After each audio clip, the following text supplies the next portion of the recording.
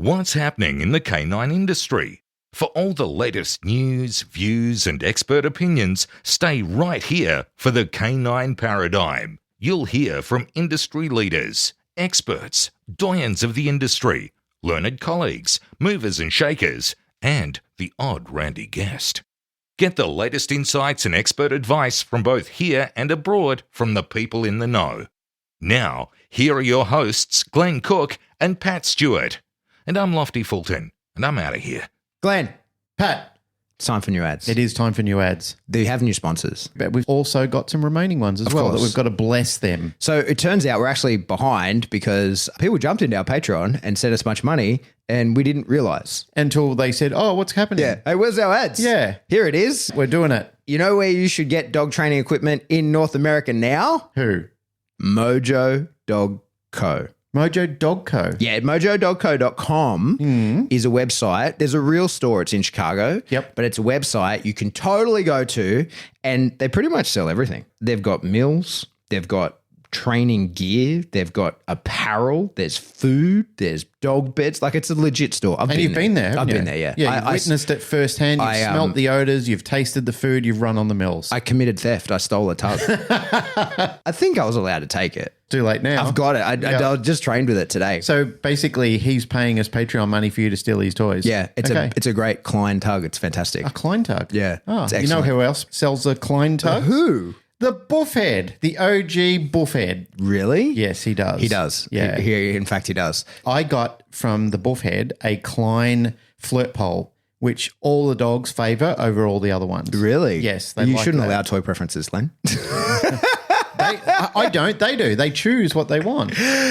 We have two places that you could get dog training equipment. Yes. Mojodogcode.com. Yeah, in North America. Yeah. And Einzerwiener.buffed. Yep. Yep.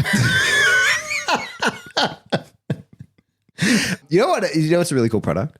The Rowdy Hound dog kennel. It's the kennel that attaches, like it's a crate that attaches to your motorcycle. Yeah. So you can take your dog anywhere that you're traveling if you own a motorcycle and Yeah. you want to take your dog with you. If I owned a motorcycle, Safely. if I owned a motorcycle or a dog that wanted to ride one, Yep. I would 100% get one. I own a motorcycle. You should get one. I should get one. You should get one. I can see you with a little Frenchie hanging Yep. off the back of your motorbike.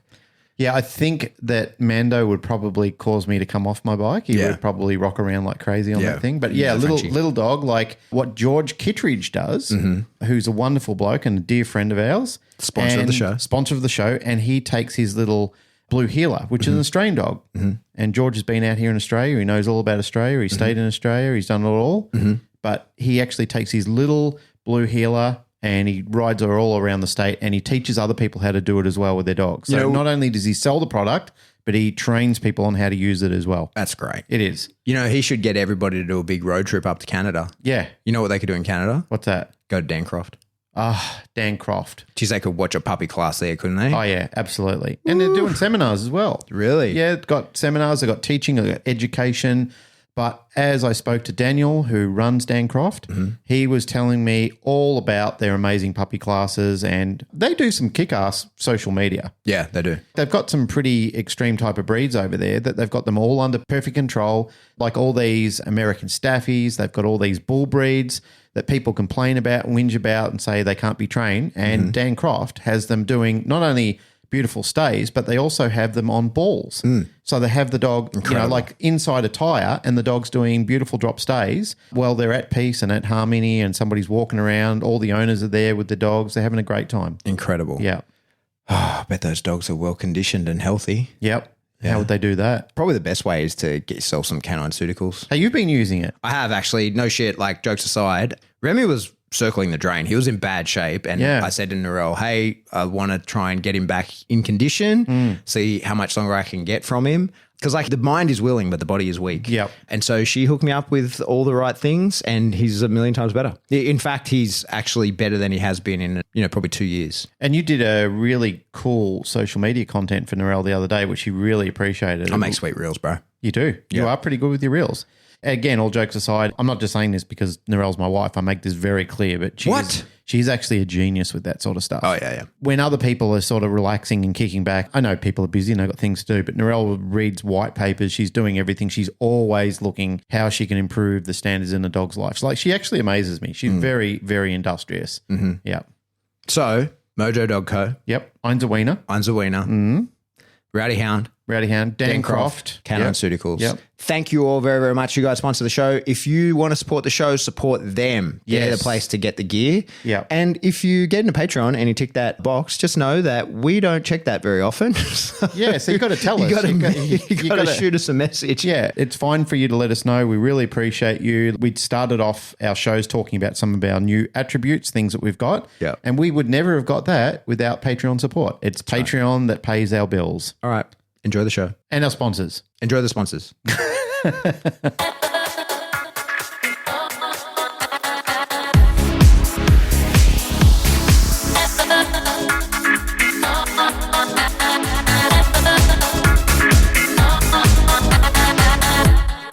Welcome back to the Canine Paradigm. I'm your host, Pat Stewart. I'm joined in studio today by my co-host, Glenn Cook. Hello. How are you, sir? I'm good. How are you? I'm wonderful. That's good. Let's get straight into it. I put a post up on our social media a while ago, which is our Instagram social media, I should say, which has been doing quite well. And we've been getting the numbers up. And I just looked at it today. It took ages to get to 10K. And now suddenly our numbers are pumping up a little bit more. I did it. You did it. 10K was the mark. I just wanted to get to 10K. Yeah, it was just in my mind I had to get to 10K. And I actually wanted it to say 10K, which it does now, instead of like being an arbitrary number. Yeah. And that was just in my mind. And then I kind of like took my foot off the accelerator a little bit, but it's still building momentum and people are still getting behind it and supporting. And I'm still putting posts up that are interactive and getting people to get behind it. But there was one that I put up. Do we still have a Twitter? We have a Twitter. We have a Twitter, but now that Daddy Elon's taken over, maybe we should get back into it. Yeah. I've been trying to use it. I just don't know how to use it. I don't know what to post. I don't know. Well, it's because we're not mindless celebrities with shit dribbling out of our mouth to say to people. But yeah. I mean, we are just two dudes with shit dribbling out of our mouths to say to people. That just is not true. celebrities. That's true. But we could buy blue ticks now. So for $8 a month. $8, we could get it. Yeah. Well, they got to pay the bill somehow, according to Daddy. Back to the post that I put on Instagram. It was a quote by Susan Friedman, Dr. Susan Friedman, I will have you know. And it says, the key question, not how do I stop this problem behavior? Rather, the question is, what do I want the animal to do instead? Then teach it. And I like the quote, but I don't like the limitations to it. What I believe it's referring to, and I looked a little deeply into it and what other people have said about it, and a lot of people who made comments in, thank you very much to people who liked it, shared it, and commented on it. What they were saying was, yeah, they agree with it about teaching incompatible behaviours. And I agree with that. I agree with teaching incompatible behaviours. But again, it doesn't address, I guess, the sidestepping around punishment. And it's one of the things that I ask a lot of people when they do talk about these things, why have you not considered punishment as part of this paradigm? You can just tell they're uncomfortable with that discussion. Jay Jack responded on the Facebook side of it because it posts both to Instagram and Facebook. And Jay was talking about, because I put up my concerns about why are we not talking about positive punishment? That seems to be something which people want to sidestep. They just don't want to talk about it. Negative reinforcement is the sexy thing. Everyone wants to talk about it, and largely because that's more what people do, even people who don't realize it. But positive punishment seems to just be the devil's dick, and nobody really wants to get on that peg. They just want to avoid it altogether. And I just don't think that there is a world that I know of where positive punishment isn't a matter of fact, whether you like it or not. To reference this a little bit more deeply, with students occasionally from time to time, we watch clips from animal programs, Nature's Medal or National Geographic excerpts or something like that. And there are times where you watch animals within their own species, how they're correcting each other using bouts of positive punishment. And yet it's still something that which we largely try and avoid in conversations. People still don't want to talk about it. They do it, but they don't want to talk about it. They don't want to have that conversation. A lot of people that I really sort of started digging into and started putting the hurt on them and saying, let's talk about it. I want to talk about it. I want to have it as part of a conversation. And in a minute, I'm going to pass to you because I'm interested in your thoughts on it. But what I've been saying to them is, why is it that you feel that you can't talk about it? And it's the stigma. mostly, that people feel it's the stigma in society. It's largely the same way people feel about the use of tools, certain tools, and talking about tools and using tools. Like we've come under fire from people, colleagues in here before, where we've talked about punishment, where they've had disagreements, which they're entitled to do, as long as they're right, as long as what they're saying is correct. It's fine to disagree with somebody, but there's no point in that unless you're correct and you can offer some sort of salient discussion around it, that there's evidence that what they're saying is correct and you need to correct what you're talking about. Incompatible behaviours, yeah, I agree. It's great. You can do it. You can teach dogs to work on something else so they can't do that behaviour that they were doing. But what's it to say that the animal's not going to say, okay, well, I can't do it now because the opportunity doesn't present itself. But what about the time when the opportunity does present itself and the animal still hasn't learned not to deal with that? If we start talking about canine conditioning as the go-to, the fruit of how to resolve this problem, that's wonderful. And yes, it works to degrees, but it still doesn't address it if you want to do it and it's just momentarily being put on hold. And I guess that's where I'm edging my discussion in around these sort of areas is what happens when you want to return to the behavior. Like, yes, you know you can't because the opportunity is not presenting itself and it's, as we said before, it's incompatible at that point in time. But what happens when it is compatible and you want to do it? Yeah. I think the way that we train this kind of stuff with dogs, it's sort of interesting I think you're right, like negative reinforcement in those sorts of instances is much more in vogue currently. And I think it's because of the influence of like the idea of using differential reinforcement, right? So like, you know, if a dog is doing anything, it's self-reinforcing. You know, why does a dog do anything? It's a better return situation. So if it's doing something, it's because it wants to do that. Yeah. It gets some value from doing it, whatever it is. On the topic of punishment, we hear like all these things that punishment can cause, right? Like all these issues that punishment can cause. And I think we have to be careful to sort of divorce ourselves a little bit from the idea of that because punishment really can't cause anything. Like every behavioral problem that any dog has ever had has been caused by reinforcement. Reinforcement has created every problem behavior that any dog has ever caused a problem for its owner. But when we want a dog to do something else, like I'm on board with the idea of giving dogs good guidance and shaping and molding them into doing the things that they're meant to do. Yeah, you must be. But I've kind of flip-flopped a few times and I think it's like, or not flip-flop, but I've changed the way that I describe these things. And in a little bit, I've changed the way that I would train it, like when I face those issues, is you're right, is using negative reinforcement away from the problem behavior into the correct behavior, or is using punishment in the moment to take the problem behavior off the table and then using positive reinforcement and negative reinforcement if necessary to teach what you do want the dog to do given the stimulus, right? And I think not too many trainers really can identify the difference between the two. And I think, first of all, a lot of people who don't use tools of compulsion and, you know, don't understand how they're used, they wouldn't be able to tell the difference full stop. They wouldn't know the difference, wouldn't be able to tell the difference. If you're using a tool, it's bad, right? Like that's the rhetoric. But I think a lot of people who would use those tools still maybe don't recognize the idea that sometimes I hear people say like, I would punish the dog, or very often the term is correct, right? Like I'd give the dog a correction. And I think that's too much of a blanket term that just goes over the use of pressure in general rather than something specific.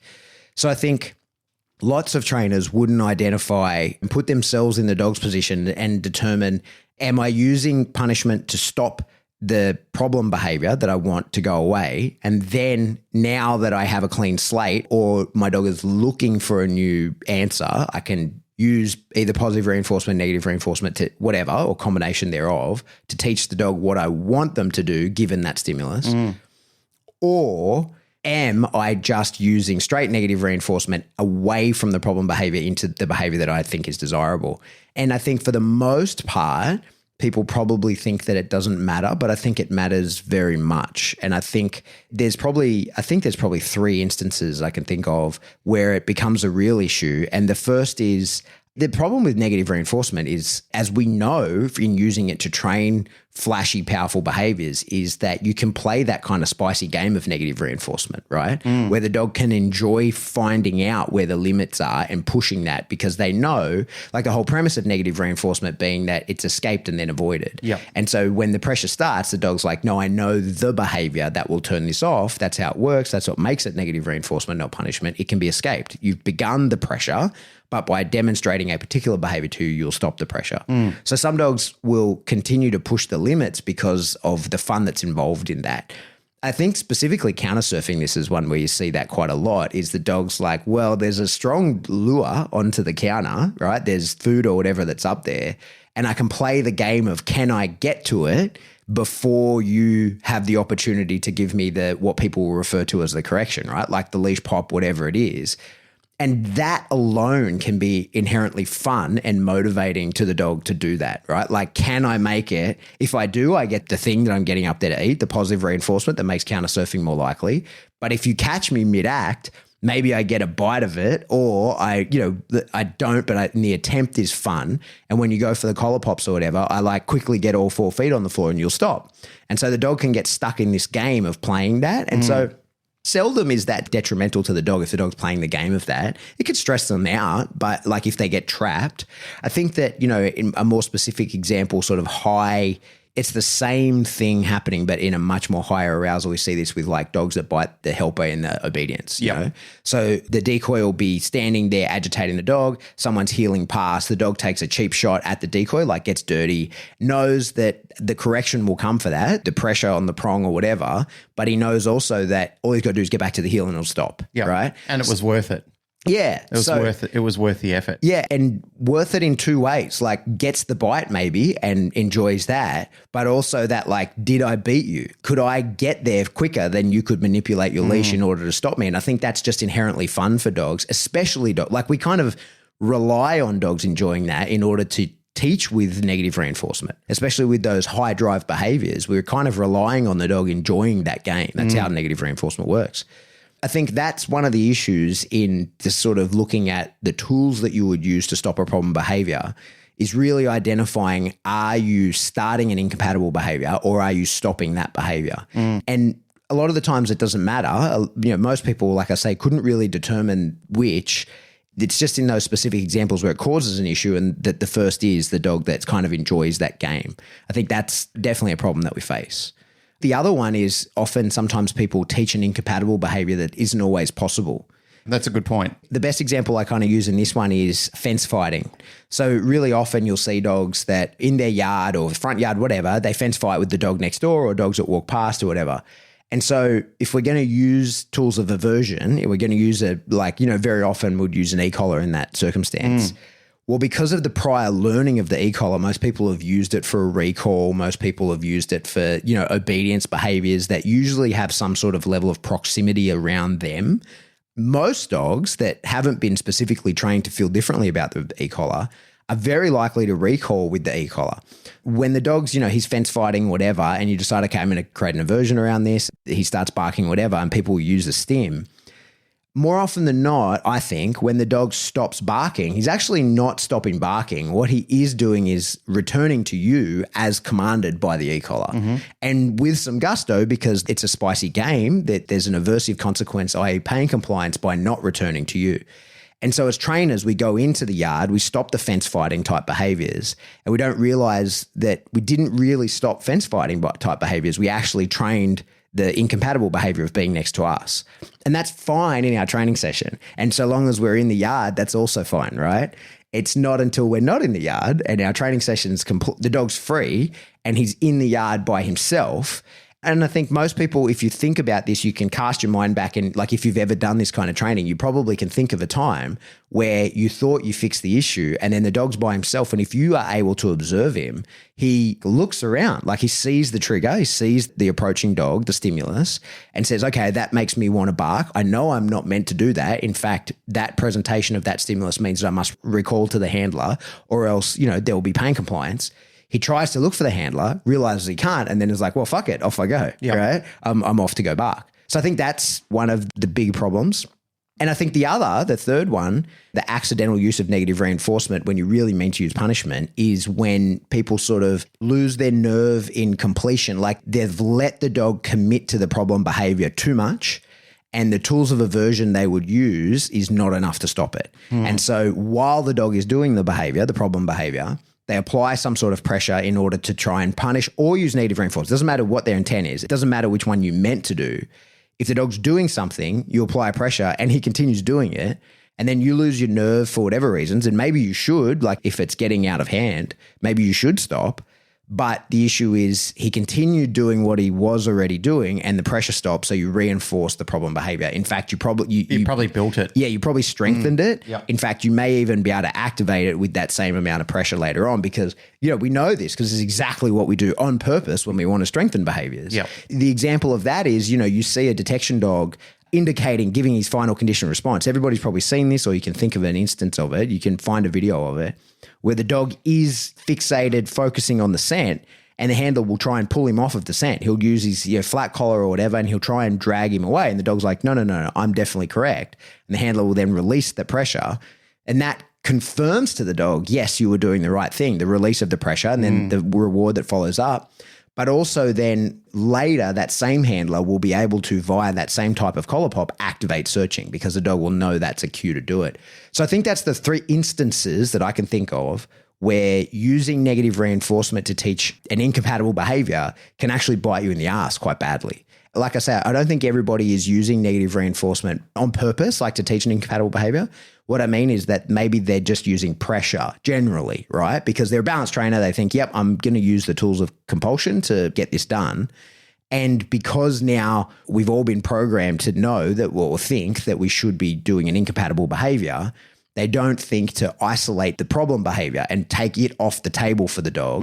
It's usually straight into teaching the other thing. And therefore, it's always going to be negative reinforcement. The pressure that you use is always going to be negative reinforcement if it has a particular outcome rather than a stopping outcome. Thinking on the original quote by Dr. Susan Friedman, I was doing a little bit of researching around the internet on what other people were saying and how they felt about it. And I don't believe that people are even considering using any type of negative reinforcement, positive punishment aspect. They're simply looking at as a plus R approach of, if the dog is doing this behavior, offer the dog an alternate behavior, again, which is incompatible to the behavior that they're doing, so they can't complete that behavior because it's just completely incompatible.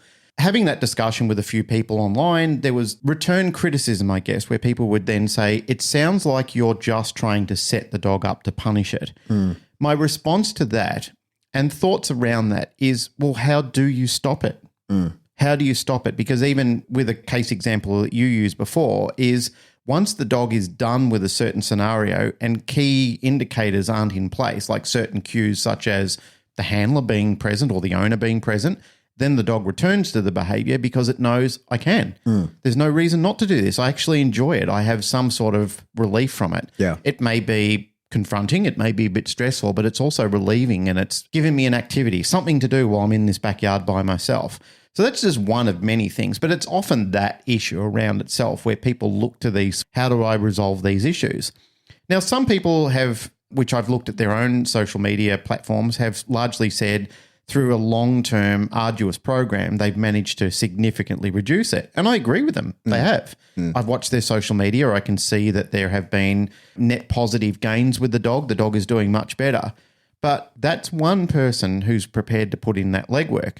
That's not traditional of what people will do. They won't give the dog that level of chance.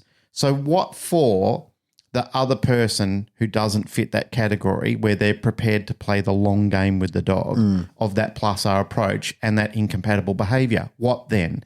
That's the question I just want to ask people to consider. It's not that I'm setting them up or suggesting that if you've never used those type of punishments or considered the use of tools that you have to and that's all your opportunity is.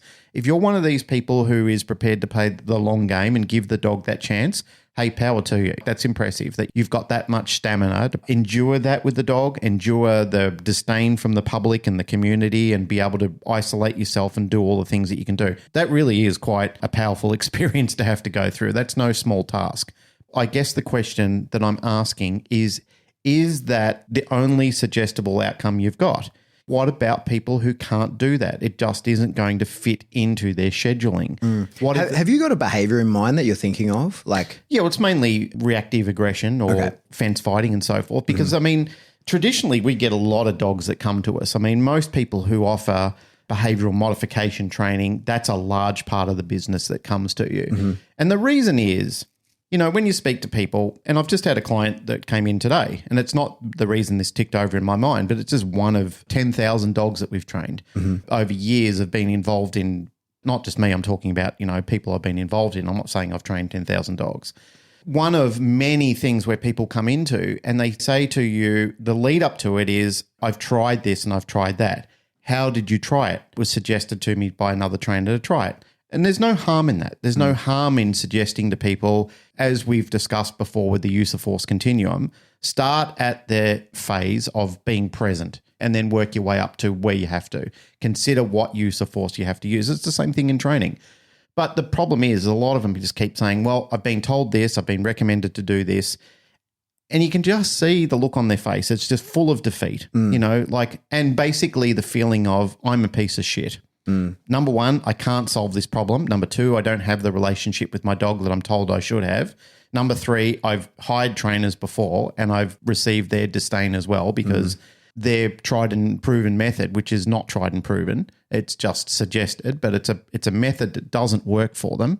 And I guess that's, for me, that's frustrating because I see a lot of people that come to us and you can just see anxiety. The last lady we had was racked full of guilt over this whole thing. She's on SSRIs. She's done all that. She's had a trainer that came in and basically told her that she's 3 shades of useless. And you can just see the complete and utter defeat that is circling them. And they're circling the drain on options other than that. First of all, which is quite sad, is we literally have to talk them off the edge. It's mainly a counselling session to tell them you're worthy and you're okay. And you're one in a million people who are going through the same thing just in Australia.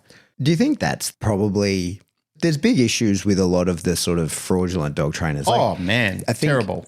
It's actually something that's been high on my mind lately because there's a lot going on. And we always – I don't want this show to be the like Pat and Glenn whinge about bullshit in the industry, but I feel that coming is that the sort of fraudulent force-free people. I have great reverence and respect for some of the trainers who don't use tools in the same way I do or don't use them at all because there's some really good trainers who actually can train. There is.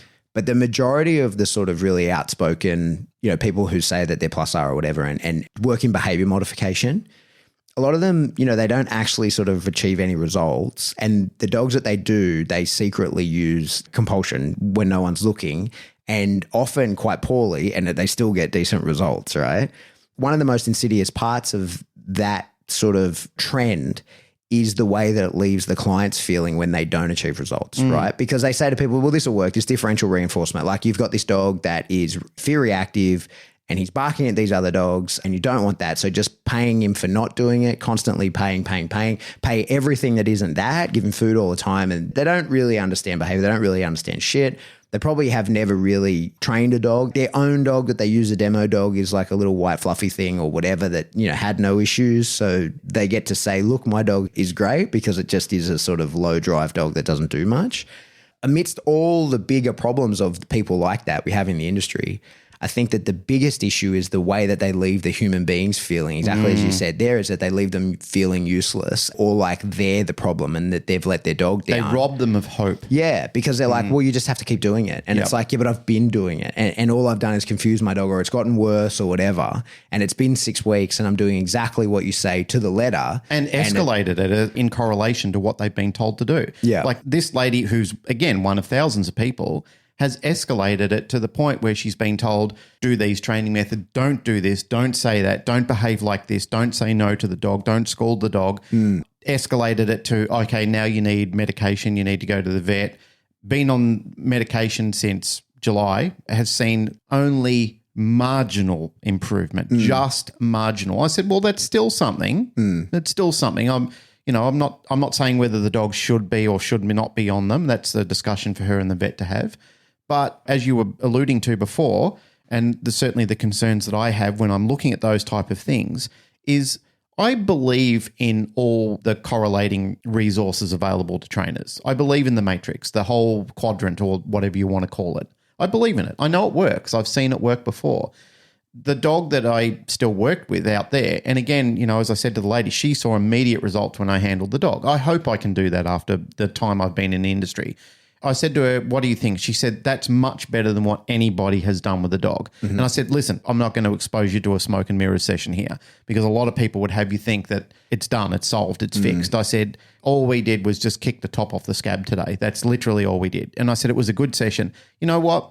The dog did get a positive punisher off me. It got one and it got several negative reinforcement sessions as well with a slip lead. However, the majority of the time was spent marking and feeding the dog. And then after we finished the session, we wrapped it up. It was very successful. The dog did a great session, took the dog back in the shed and kicked the ball around. She said, fuck, the dog loves you guys more than it loves me. That's the thing that really pisses me off. Here's the linchpin where other people in the industry would say that those sessions only lead to bond diminishing outcomes, mistrust and fear towards the person. Yet that dog preferred me to the handler of the actual physical owner of the dog. Yeah. And momentarily, I'm not saying long term, but it preferred to play with me. It sat at my feet. It was playing retrieve with me. I guess the ratio of punishment to positive reinforcement was 2% to 98% in the entire outcome. Mate, you know this. I'm not teaching you how to suck eggs. I'm having a conversation where other people can listen along and talk about this before. That's the majority of sessions where we're talking about the use of effective punishers. And I will add that word in there because I think that's the most important word that I was ever taught as a trainer was the word effective.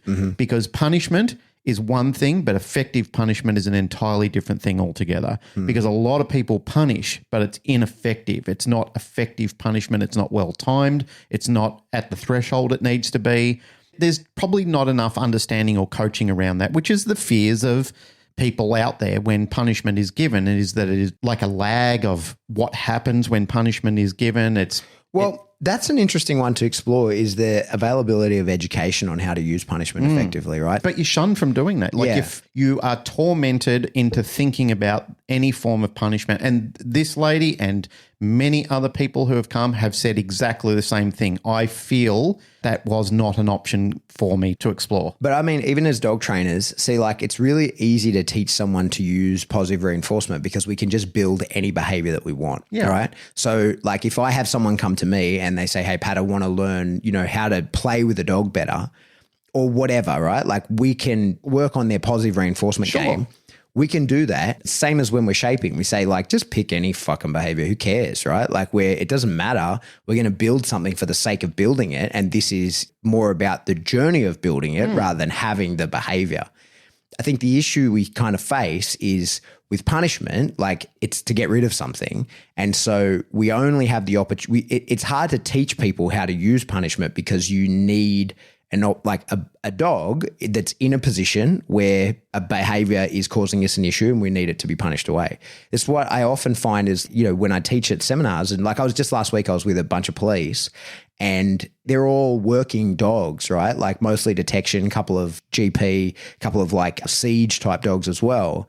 And so because they're dogs that are trained to do, when I explain how to use punishment and stuff, that's really more of a dog in development kind of thing, right? Because if the dog's working the street, and for the most part in the dogs that I deal in, we're training dogs to do stuff.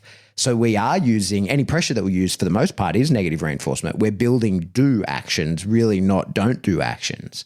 And I usually kind of cross my fingers is that, geez, I hope there is a dog in this group, and there always is one, right, that has a problem that the handler's like, no, I have a punishment. Like I have when I explain punishment and how to use it and I want to give a demo, it's not a guarantee that I'm going to get that demo. For the most time we do. And in fact, just last week we did it with like a siege dog that, got distracted at the kennel. And all we did was just stop him. It was an isolation type punishment rather than a positive punishment. It was more of a negative punishment. Yep. But at least it allowed us to give a good demo. Whereas what I mean is like if someone comes to me and we go and we're going to train, we may not have an opportunity to give an effective punisher, especially if we're in the training of doing. So regardless of how people feel about it, right? Like whether we're fighting the battle of the ability to do it or the ethical, whatever, take all of that off the table. Just having the opportunity to use positive punishment effectively, there's no guarantee that that's going to happen in your learning, the week that you spend with the trainer, there's no guarantee that that's going to happen. And I think the other thing as well is like punishment done effectively, it works really fast. In 3 reps, it's done for the most part. So if you're going to, if you're shadowing someone and they're going to go and see this dog, as you say, in that session, what did you give? What did you say? You give one proper punishment and then use negative reinforcement a few times. And then the most part is that positive reinforcement delivery and bonding with the dog and playing with the dog and feeding the dog and that kind of stuff.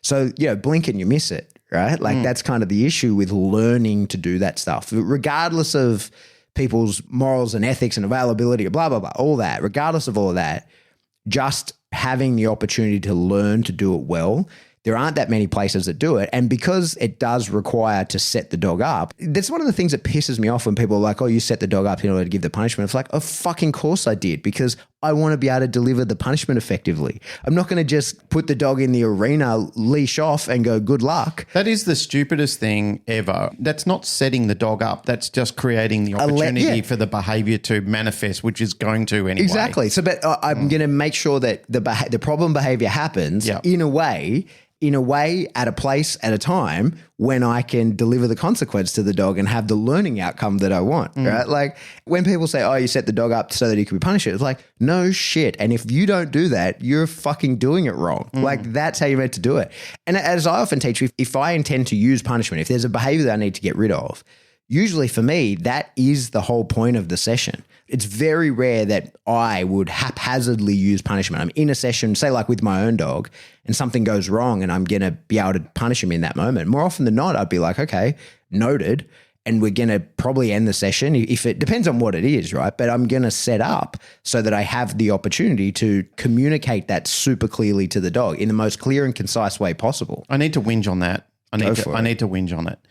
How is that?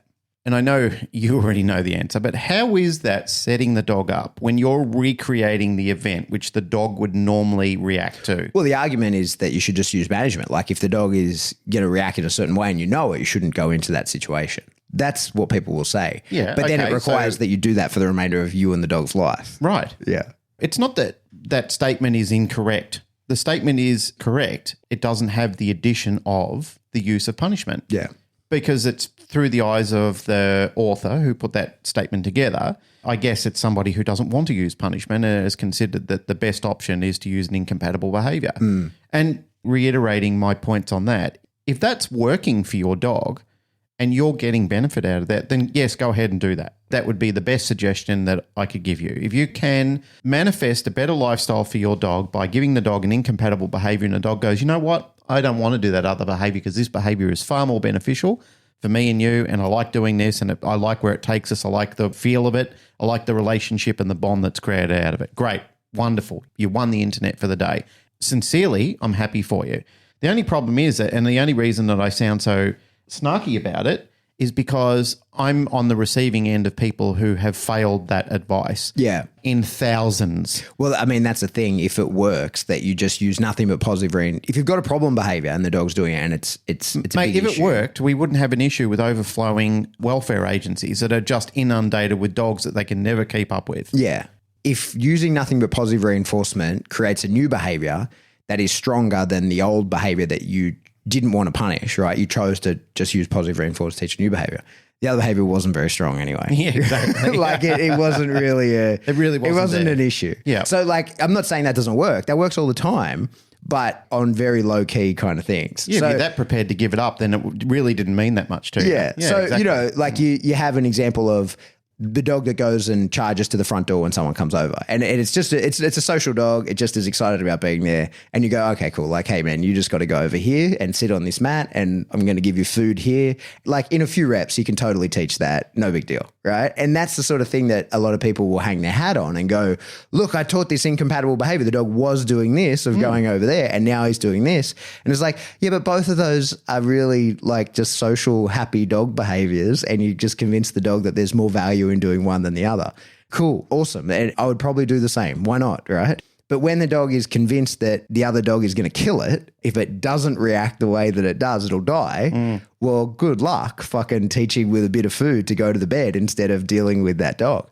Or when you've got hardwired prey in the dog, like where it's like, no, I'm going to kill that sheep. I'm going to do it. Mother Nature says I have to. And so I'm going to. And the truth of that is, even punishment in that instance, you're going to have to do that every few years. You know what I mean? Like if you, like that's going to come back around. So the truth is, if you've got a dog that say, you know, wants to chase sheep and kill it or prey, whatever, right? Like you're trying to deal with the cat or whatever next, you know, even if you use positive punishment and you take that behavior off the table, chances are every few years you're going to have to do that again because that instinctual drift, like that comes back. The dog's like, it's worth me trying out and making sure that's the case again. So the idea that you're going to be then like, I'm just going to use positive reinforcement, I'm going to teach an incompatible behavior to that, and then we're done. Like that's lifelong. You're going to be doing that for the remainder of the dog's life. Even if it does work, you're still going to have to be putting that value into that all the time. And it only takes like one instance of failure where the dog says, nah, fuck this. I'm not going to the bed doing the thing you want. I'm chasing the thing. And now you set a variable reinforcement schedule of that and you strengthen the shit out of the problem behavior. Like good luck upping the ante of your reinforcement schedule and history at the other place for him to make that decision. And again, there'll be people that say, no, but I've done that and it worked. And it's like, yes, but probably not with the dog that was really committed to the problem behavior. Like, of course, there's instances where it can be taught using nothing but positive reinforcement as an incompatible behavior. And cool, go for it. Like, absolutely, I've done that plenty of times. But it was never really a very serious problem behavior. It was just like a bit of an annoyance or something the dog kind of was a little bit into, not like something that the dog was hardwired genetically to do or thought that it survived in the behavior, thought that it was safe because of that behavior. I think that's what gets kind of overlooked, right? Like if a dog thinks that it is safe because it's doing a particular behavior, that's negative reinforcement, right? Like, and that's how it works. And so no amount of positive reinforcement for an incompatible behavior is going to outweigh that, because he's not going to give up like, oh, well, I'll go and get the yummy treat that you gave me and be completely unsafe. He's going to choose safety first. He has to do that behavior that he believes keeps him safe. And so the reality of all organisms is that they're just seeking safety and comfort. And so if there is a behavior like that, the trick is to show them that they are safe, and it's not addressing it directly. It's not teaching an incompatible behavior. You may end up having to use some form of compulsion at the pointy end of it, but for the most part, it's like desensitizing the dog to the thing, not teaching an incompatible behavior. It's teaching the dog how to handle the actual problem thing. Yes, I agree with you. And that relates to whether it's an enjoyable behavior or a sensitized behavior. Yeah. Yeah. It's remarkable the conversations I've had around this where I've talked about punishment and my curiosity around the disdain of the use of punishment. I guess when I've had a look at people that have been online, a part of disdain that I have for some of those people who have got very vocal thoughts around this is many of these people have trained less than 5 dogs in their entire career. Yeah. And I'm talking a large part of them have got one dog, which they've been successful with some sort of reemergence of a certain type of behavior and transform the dog into another type of behavior. Now, I question, as you did before, how hard was that behavior ingrained in the dog in the first place? I think with people like that, the very dangerous advice is when they're offering people, and it seems remarkable that they have such a large following of people, that they've generated such a huge interest. Something that keeps popping up from time to time, which you made a good statement of, and it really resonates with me, and I thought a lot about it when you said it at the time, and it's interesting that it obviously resonates with other people, is the complication with people who have reactive dogs and love the lifestyle that it's now created for them. They love the light that it's brought to them as a person. Like suddenly I was obscure, but now I'm not. I'm seen and I'm heard. And I'm not saying that's everybody. There are certainly people who they endure and love this new lifestyle and this new personality that they've become through this horrific beginning that they started with.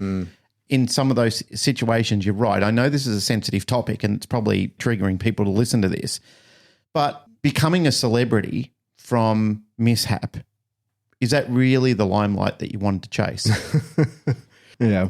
It's an interesting one, isn't it? Yeah, I think that's a big conversation around that. It's a big conversation. I'd like to have an expert in that field weigh in on that, because it's certainly something I've observed heaps. And I think for the most part, even away from the social media light that can bring people when they've got the reactive dog page or whatever, but the overwhelming majority of dog reactivity that we see is handler caused, right? Like the overwhelming majority. And most people's attempts to manage it and fix it actually make it worse. And a lot of people, they just interact with dogs in a way that brings on arousal that isn't appropriate in dogs. Like lots of people do that, you know what I mean? It's still amazing to me how many people can't be around a dog without bringing it up in arousal. They can't just be near a dog. You know, people come to their house or whatever and they want to sort of agitate the dog and pat it, like just pat it in a really rambunctious way. And then when the dog comes up in a super high level of arousal, they're like, stop that. I don't want that. Right. And so I think that's one of the things that so many people don't realize, that the reactivity that they're causing in their dogs that they bring on themselves. And I think that it's a different thing, but born of that is the type of person that must not fix the reactivity because they need it, because it's a part of their personality. They're the person that has the reactive dog. I'd love to have a conversation with someone who could speak to that. And like I said at the time, people that think that's not a real thing, you're fucking kidding yourself. There's people that poison their own kids because they like having the sick kid. Like, for sure, there's people who, by accident or on purpose, keep their dog unwell so that they can continue to be the person that has the dog that is like that. I'm sure it's come up in conversations before on various different episodes, and probably a lot more in the past when I was watching it back then. But have you seen the movie Whiplash? Yeah. I think we talked about it with Cameron Ford when he was here. Mm-hmm. I watched about the drummer. Yeah. I watched it again. It's a very powerful movie, and it's a confronting movie. It takes a lot of nerve to be able to sit through it. And J.K. Simmons, he plays a guy called Fletcher, who's the music teacher in that. He's a real protagonist in that movie. There's a section in there where he's getting the band to play this jazz lineup, and he puts his fist up in the air, which means stop. And he says to the group, okay, someone's out of tune. And it's this long, arduous discovery of who's out of tune, but his temper escalates. Like, he really starts abusing the players, and he rips into this one kid and literally sacks him from the lineup, says, get the fuck out. As the kid walks out of the room, he says, it wasn't him, it was you. And he goes, and it's worse that you didn't even know it was you. When I saw that, it makes me think about people in those sort of discussions where we're talking about dog training, is that some people are having very lengthy and life conversations on social media about this, but don't know they're the problem. They don't know that they're the antagonist in the entire situation. There are some of that content that I really do enjoy, and I love it because there's no fuckery around it. There's people who are very honest about their journey. They've shared that part of it, and they've told people, this is what happened with my dog, this is what I caused, this is the journey that we've been on. Those sort of conversations, I love them and I admire them. They're vulnerable and they're raw and they're really telling it. And I wanted to say this as a bit of a side caveat, because some people might hear this and say, oh, fuck, Pat and Glenn are talking about me. If you're the sort of person who has shown people what happened, how you avoided it, the conversations you've had, and the progress you're making, you're not that person. If you're a sort of person who is extremely limited in your understanding and resources and your access to dogs, and yet you're giving people life advice and even criticizing them for using training techniques that you didn't have to use or you didn't need to use, you're kidding yourself. Like, you are literally destroying the confidence of thousands, millions of people who are out there who I see, and I can tell you, you're crushing them. Like, you are fucking crushing these people. They are scared to leave their house. They are terrified, absolutely terrified of the ongoing and relentless criticism that they're going to receive when they're trying their best to try and keep that dog in their house. And these aren't cruel motherfuckers either who are lining their dogs up to set them up to hurt them. These are genuine people who love that dog and want every fucking opportunity available to them to fix the problem. So stop it. This is literally me telling you, pull your head in. You need to stop doing what you're doing, because some of these people will never, ever leave the threshold of their door with their dog anymore, and that dog will suffer and they will suffer eternally. You have given them a 10-year home prison sentence, them and the dog, because of that. And that doesn't need to happen. I know that was a very intense conversation. I'm feeling intense about this. I do feel intense about this because I'm sick of seeing people with the limitations on access to this. It gets to me on a really high level, emotional level. I don't like being led by my emotions in these type of things, but I'm getting to a point where I'm sick of it. I'm sick of seeing people feeling that there's no hope when there's plenty of hope. They've just been cut off from accesses in this. I'm not romanticizing the use of punishment. I don't like having to use punishment unless it's absolutely necessary to use. It still needs to be considered as part of the matrix. It happens around us. It happens to us. It happens in life. It's something that you can't prevent. If you're going to use it ethically. Understand it. You made a good point about it before. There's not enough people who are teaching it right because people are being taught to fear it rather than understanding how to harness it and use it effectively and then being able to move on quickly from it. And that's what I love, is when the dog can move on quickly from it and go, well, I don't want that to happen again. Well, make better choices, my friend. And it never will. Yeah. I keep referring back to the horse in the paddock scenario. Horses don't keep hitting the fucking fence. They stop it after 2 times. They touch one location, they go to another location. They say, it's best in my life not to touch this fence anymore. You know, animals work it out. They're pretty smart. When there is enough of an influence to prevent them from repeating the behavior, they'll look elsewhere. They go elsewhere and form other behaviors because they realize that's definitely not to my advantage. When in your life have you ever seen a horse leaning up against an electric fence and keep blasting itself? Yeah, it doesn't happen. It doesn't happen. It would have to be sincere mental illness and an incapability of being able to move away from it. I agree. I have my own things to add to that, and I want to throw fuel on the fire. Go ahead. I'm going to play devil's advocate just a little bit and offer just other information, because I think that me and you are imagining like worst case dogs, because we deal mostly in worst case dogs, right?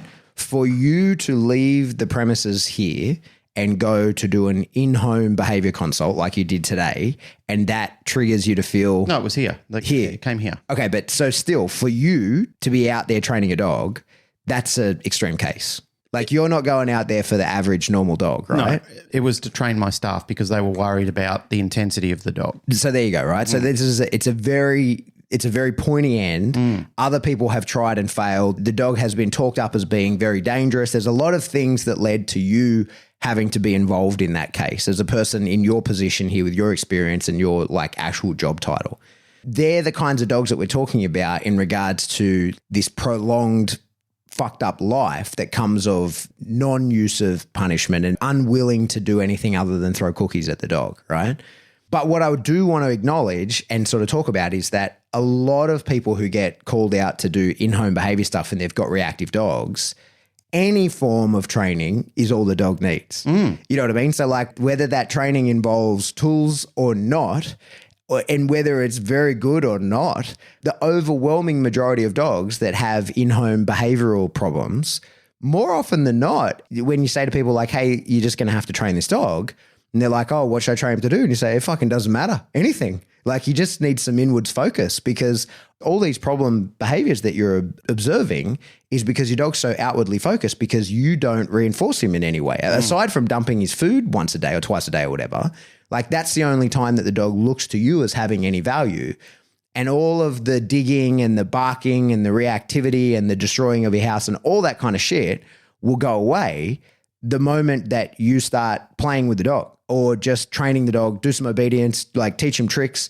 You know, it doesn't matter what you do. Depending on the type of dog might indicate the type of play you're going to allow the dog to be into. But so I think a lot of people who would be listening to you and I saying, well, you got to use the tools and you got to apply punishment and all of that, and they're saying that's bullshit, I don't do that.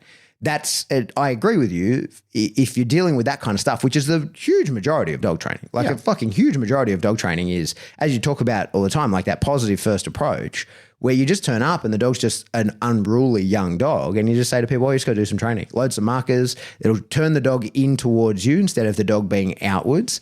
And now the dog will start prompting you for things and you start asking him to do stuff. And I think this is the sort of core of where the quote that you read at the start sort of comes from. And I think that's sort of, because I've agreed with that in the past and I do agree with it in specific context where... I largely agree with it. I stated that at the start. I think I like the quote. Yeah. It just felt incomplete to me. Yeah, that's right. And I think it leaves certain dogs off the table, right? Yeah. Like it leaves a fair bit. And they're the ones that are the problems that go unmanaged by other people. And it's a blessing when we do end up in touch with the people because it means that they've not given up despite usually some other trainer telling them to, right? Or saying that this is a lifelong management case or you're just not doing it correctly, all that kind of shit.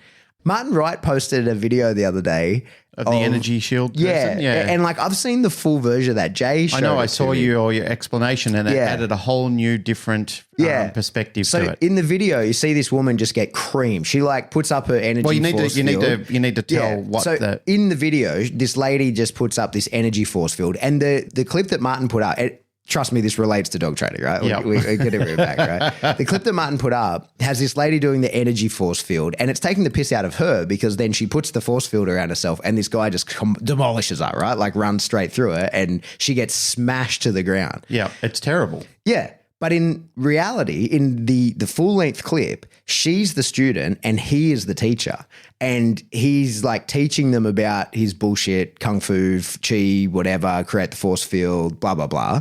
And encourages her to do it, tells her she's doing a great job, and then just obliterates her, runs through her, knocks her to the ground, badly injures the lady. and then tells her that she didn't do it well enough, right? Like she didn't believe in it well enough, and that's why he was able to break through it. And it's terrible, right? And in the end of the clip, they actually all turn on him and tell him to fuck off, right?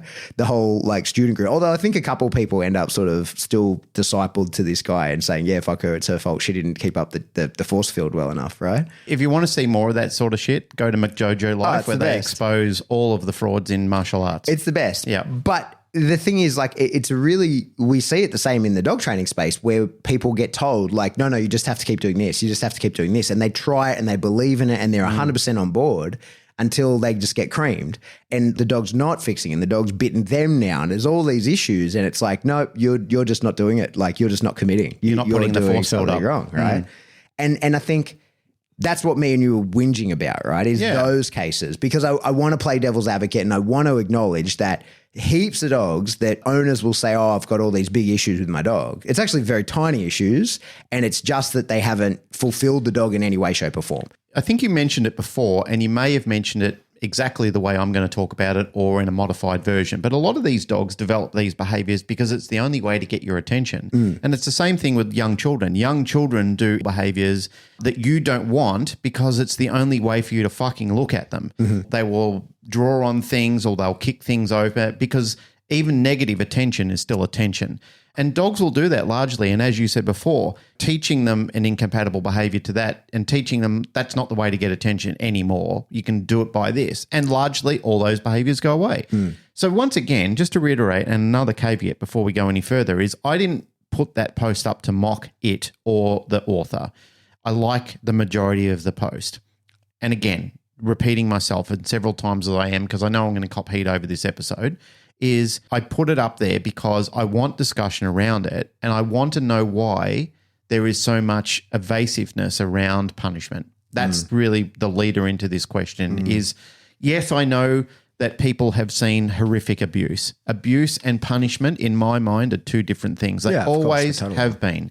You're talking about abuse. You're talking about people who are excessive and people who have lost control or don't know what control is or don't know how to level out. And then the danger of that where people say, yeah, but on your journey to learning that, well, there's a danger in all of that. There's a danger in, as you pointed out before, in compulsively reinforcing everything known and not known and creating all of these behaviors, compatible, incompatible, whatever they are. You're creating a range of behaviors that you don't then know how to control, that you didn't know was going to escalate to the point it's got to. So we can have this conversation backwards and forwards. The main part of this is, I guess, is to open dialogue up with people is what are you so afraid of? Why did you and how did you become so afraid of it? What led you into it? Is it something that's happened to you personally? Like I got knocked around when I was a kid by my stepfather. He was very heavy-handed on me. I'm open about that. He was a cruel son of a bitch sometimes. I know what feeling out of control is. I know what it's like to be a child and have an adult parental figure getting stuck into you. I know what that feels like. It's not something I want to manifest into anybody else. It's why I didn't have children, because I was afraid that I may pass that on. I never have. I haven't done it to the dogs and I haven't done it to my wife or anybody that's smaller than me. I'm a reasonably strong person and I've never tried to inflict that dangerously upon other people. And I've sought ways and I had good mentors in early martial arts to learn how to control myself. So I'm a person that should be a violent son of a bitch. I'm that sort of person. What I'm trying to say is we're all capable of doing better and being better if the chances are given to us and mentoring and education and teaching are presented to themselves. I know this as a fact because I'm living fucking proof of it. Why do you reckon though? Because that is taught at university level. Don't use punishment. Punishment doesn't work. I don't know. I don't know how the world became like that they want to play pretensies about punishment. Yeah. I just don't understand it. And I think it's fair enough to say you don't want to. Like, I think that's... I agree with that. You made a really good point many episodes ago where you said that, and I agree with that. I thought that was a really well thought out response, is you don't want to. And I get it. And I advocate and I say it and I'll sing it from the mountain. I don't really want to either. An NDTF student said to me a while ago when I was talking about the use of punishment, they said, gee, you really sound like you love punishment. And I said, well, I actually fucking don't. I don't like it, and I'd rather not do it. But I just don't see a way around it with some of these dogs unless I'm just prepared to euthanize them and be done with the problem. I was in a system where that was the answer to the problem before, is euthanize a dog. Holy shit. If I've given the opportunity for a clip around the ears or a lethal injection given to me, I know which one I'm choosing. Do you think that the people who are really anti-punishment in all of its forms, tools and the whole lot, do you think they imagine it to be worse than it is? Or do you think that even at what you and I would do, even at that level, it's... They must have seen something. There must be something. Their education must be horrific. They must have seen awful abuse or being involved in some sort of personal awful abuse. I don't know. I'm not sure. But what I do know is fear is very infectious. Yeah. And where it spreads it has spread like wildfire on the internet. Since we've had social media, fear motivates people like crazy. It really does, because the amount of people who've talked to me about tools, I said, oh, what's your experience when they've had this really adverse response to tools? I said, curious, what's your experience in them? I have none.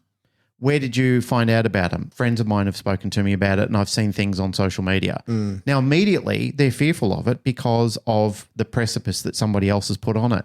Now, we could be talking not even secondhand information, but fucking 10th-hand information. And this is the monkeys with the bananas point that you've made a couple of times. We've talked about that subject. There's too many monkeys that have gone down the line of this belief system without any actual evidence around it whatsoever. The sad thing is, the sucky thing is, it's an act of desperation for some of these people to think about punishment, and then the fear around it and the anguish that they have to go to leading up to the trust to give someone like me the opportunity to do it, only to see it worked. And then you don't just see relief on their face, you actually see a form of disappointment come over it. This is why I'm angry at the moment. It's not that you see that person feeling, oh my God, it worked. You just see them sitting there looking at you with this stunned face like... Is that it? Well, it's not only that. I think sometimes they look at you like, I am a piece of shit, aren't I? That I let it go this long and I've had to do all this other stuff. I'm not saying that's everybody. I'm not saying that's the entire group of people I met, but it frazzles me. You look at the dog and, I mean, I could show people this on video. It's filmed on our video system in the shed and in the back field. They could see exactly what I did with the dog. It's nothing horrendous. You know, like it was probably, if I timed it, it would probably be maybe 2 seconds. That's it. And that's all it really took of the worst type of correction that the dog probably got. 2 seconds. And the dog was going, oh, I don't want that to happen again. And I know how to avoid it. I don't know how to avoid it. Then that's right. I gave the dog the means to escape having to do it again and pushing it into a more compatible behaviour. But I just don't like what I see from the owner when I look at their face and I expect them to smile. And she did say, she immediately said when she saw how well the dog was responding to the other dog, and I'm not saying this is an ego thing, this is frustrating me. I'm frustrated talking about this. She said to me, that's much better than at any other time with any other trainer, like significantly better. But she didn't look happy, and that wasn't making me feel good. You know, I was feeling good. I mean, it's always good for my ego when I know that I can fix this dog. And I told her at the start, I said, this is going to sound really arrogant. I'm actually quite good at this. Like I've done this for a long time and I get good results with this, but it's not going to be cured today. There is a process here and I still have to teach you to become the fisherman. But it's just the face pat. It's the face that they make. And it's, you know, it's men and women and people of all ethnicities and all types and ages. When I see that look on their face, it's just the fucking horror. You expect them to smile, and they do eventually. The smile returns when they feel like they can do it and they're back in control, and that's a nice feeling, but the first lesson is not. The first lesson is not a good lesson. Well, I think there's a lot sort of being unpacked in their mind at that time. I'm not sure if this is the right word, but I think that a lot of the educators around not using compulsion of any kind, I think it's nihilism. I think that's the word, because they all do it, right? So, I mean, we've had some of the big names in force-free dog training on our show who have told us things off air that would sink them, but they don't teach it. And I think that a lot of them, I think nihilism's the right word, is they think so poorly of the human race that they think that they're the only ones that should be allowed to use the tools or use punishment or use compulsion in any way, because anyone else that does it will abuse a dog. That sounds like dog breeding.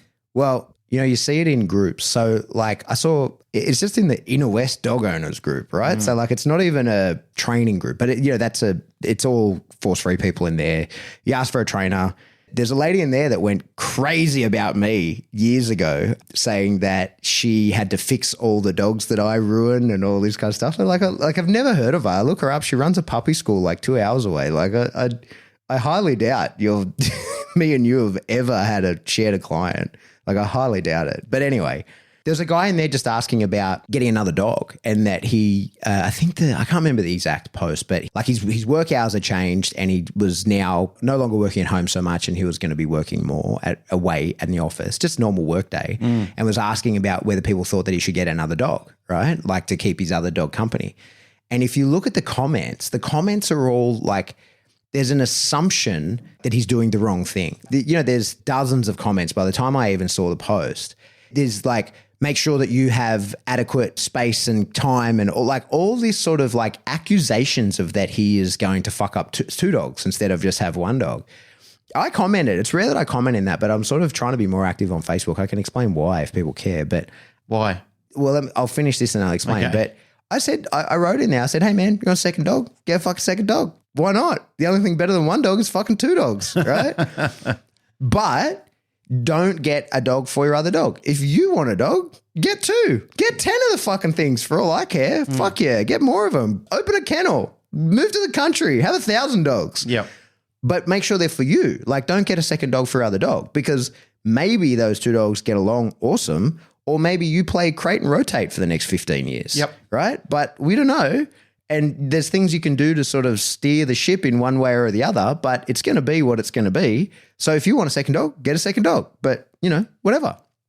And like, people fucking hate reacting on my comment, but because people are demanding, like, just the assumption is he's going to do wrong by two dogs. This guy who's just asking, hey, what do you guys think? Should I get a second dog? And I think that in a lot of those communities, I think it's nihilism. I think that's the right word, is that there's the assumption that everybody else is bad and that I'm the only good one. And that's why there's a lot of like, no, you can't use the tools. You can't use punishment. You can't do any of that. I secretly do, because I'm a better person than you. I'm the good guy, but you're the bad guy. And if you use it, you'll abuse dogs, but I'm the good guy. I won't. And that's why they keep it from their audience. They won't let their audience like know that they do those kinds of things. It's because they think so poorly of human beings and the society en masse that they're like, no, you will do it poorly, so you can't do it. But I'm a good guy. I'm the good one. Isn't that insidious? Well, I think that's the case. I don't know. I'm fucking making it up, and I'm a dickhead. I don't know shit. But that's the feeling I get. That's the feeling I get, especially when I talk to people who are like, oh, no. But like, they acknowledge to me, oh yeah, look, this is, it's gone too far with these fucking people, but what can you do? And I'm like, well, you created it. They're on your ship. You're the one that fucking all aborted them and told them like, hey, you don't ever need to use the tools, and then showed them a dog that you secretly used the tools on and told them that was what was achievable. That's the fucking worst. And the reason I stopped, I'll tell you, so I'm starting to do it now. But the reason I stopped really engaging very much on other people's posts and social media was, it was maybe 2 years ago when I stopped, was because there was a comment, I can't even remember where it was, but it was someone asking for help with something, and they were getting trolled pretty hard, like getting not helpful answers. So I spent like a good nearly 3 hours writing a very long, thoughtful response, answered the question, they deleted their post, and my comment fucking disappeared. And I was like, well, I'm done with that. I'm not giving away help like that for you to then delete it, and my 3 hours of fucking work to help you and others is gone. Like, I'm not doing that. I've realized recently that I'm restricting myself and others by doing that. So I'm trying to be more helpful if and where I have the opportunity to be so. That's very noble of you, sir. Oh, I'm trying. I'm just trying to live one day at a time, mate. Well, try to get I actually through feel day. a little decompressed after getting that out of my system, because it happens to me frequently when I go through these lessons, is that I just see that look, and it's the look where I just think, I turned around and looked at you and expected you to be smiling and expected you to be relieved, but it's sort of like answering one question only to have 10 more. Yeah, but it's like, I think that the reason they probably feel that, my guess, is that it's disappointment, that they're like, and not in you, but you're. No, that's what I'm saying. They're not disappointed with me. Like, she couldn't stop thanking me, but it was just that I guess that burned look in her face. Yeah. And it's just one of experience.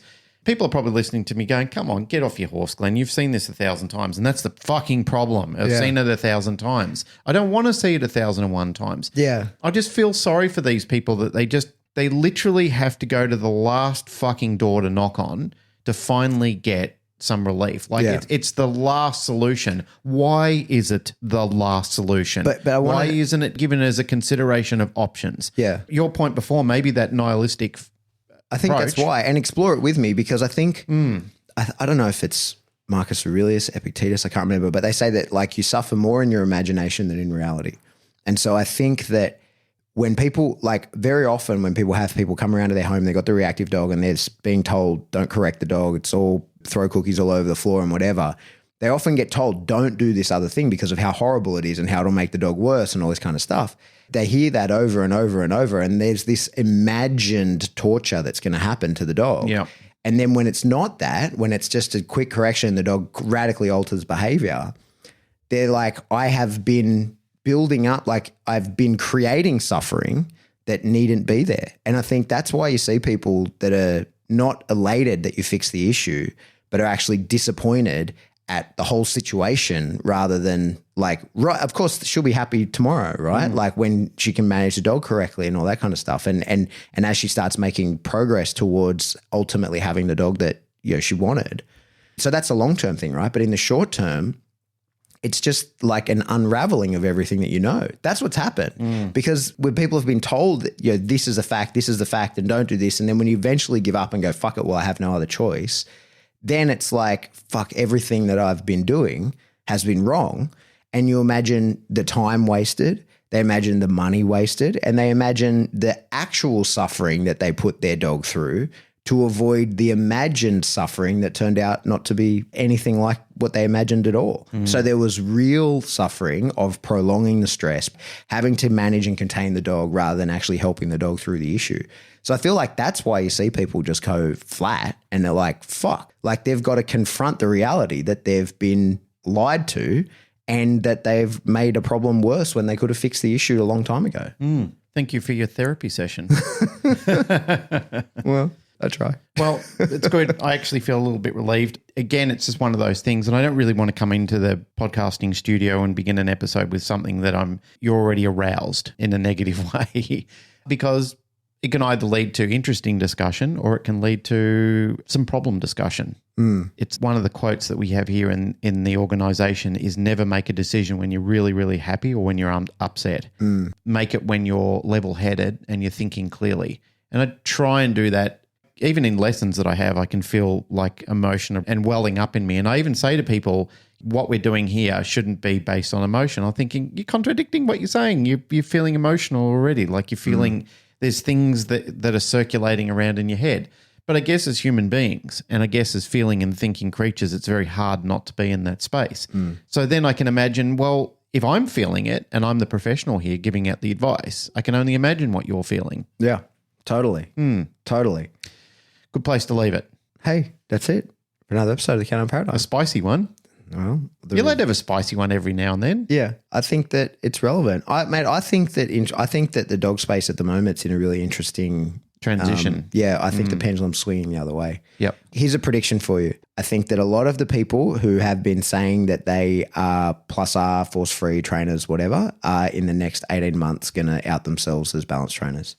And I think that for many reasons, but I think that they have realized that they're liars and that they're slinging the shit and that they've not been completely transparent with their audience about the way that they train dogs. And now they've backed themselves into a corner where they need to figure out a way to come out from that and say to their own audience and people who follow them and say like, hey, you know, you could do this and slowly right the ship.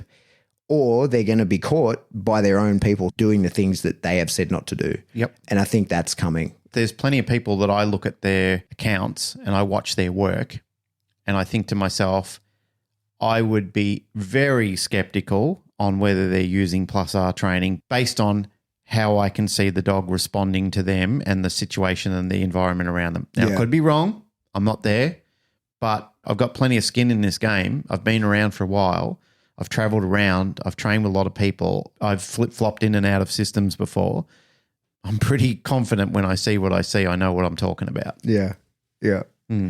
And you and I have had those discussions. Many times. And there's times where we're looking at the same thing and we both think to ourselves, some of these things just aren't like the other things. The amount of times that I've sent you a video without prompting and just said, do you see what I see? And without saying what I see, just tell me what is interesting to you in this video. And you say, oh, they've done this, this, and this. And I'm like, that's what I thought too. Yeah. I see that also. Yeah. It's just genies that can't get stuff back in the bottles. You can't unsee what you're seeing. Yeah. What you are seeing, or what you believe you're seeing, is this elaborate hoax that's now online for everybody to believe it's one way when it's really been the other way. Yeah. It's disappointing. What is it about that you had to do that? Why did you have to do that? Are you trying to win the fancy of a certain type of crowd or people? That's exactly what it is. That's exactly what it is. Wow. That's exactly what it is. Like I say, the amount of people, it's because they don't think you can be trusted to do it. They can, and so they will secretly use the tools, but they'll think everybody else shouldn't because they have such little respect for other people. Anyway, that's it for another episode of Canine Paradigm. Nice As always, place to leave if you like what you hear, please like, rate, share, subscribe. Do that through whatever subscription service you download us from. Yep. If you want to support the show, best way to do that is Patreon. A few bucks a month gets you extra content in there, as well as, you could pay $10 and get access to the live stream, or if you want to buy me a Lamborghini, that would be cool too. Or just help us pay our monstrous tax bill. Yeah, fucking hell. Jesus Christ. We are broke again. Our problem's not your problem. I'm not trying to say that, but we just got our backsides lubed up and ready for the proctologist to visit us. Yeah. Turns out the government want their cut. Yes. Also, buy a t-shirt. Why not? They're cool. We still pay tax on that. Yep. But yeah, buy a t-shirt. They're rad. If you want to get in contact with us, best way to do that is jump into the discussion group. It's the Canine Paradigm discussion group on Facebook.